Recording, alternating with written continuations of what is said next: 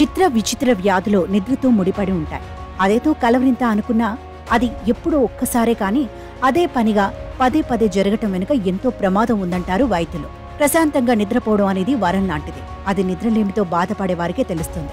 అసలు నిద్రపోయేటప్పుడు కొందరికి ఎన్ని సమస్యలు ఉంటాయో తెలుసా?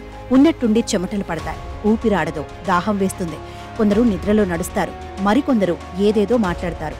కొందరు విచిత్రంగా నిద్రలో ఎవరినో తిడతారు, కథలు చెప్తారు. అసలు ఇలా ఎందుకు చేస్తారు?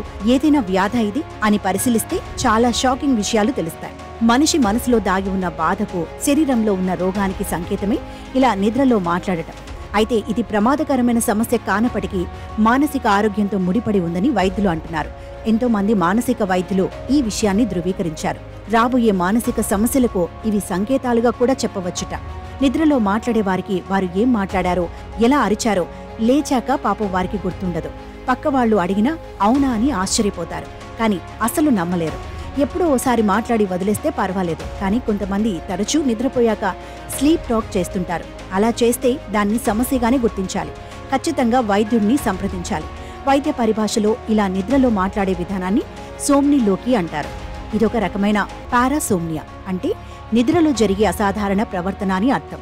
ఇది వైద్యపరమైన సమస్య కాకపోవచ్చు, కానీ ఖచ్చితంగా మానసిక ఆరోగ్యానికి సంబంధించింది. స్లీప్ టాక్ అనేది 30 సెకండ్ల పాటు ఉంటుంది. కొన్నిసార్లు వారు ఏమంటున్నారో అర్థం చేసుకోవడం కూడా పక్కన వారికి అర్థం కాదు.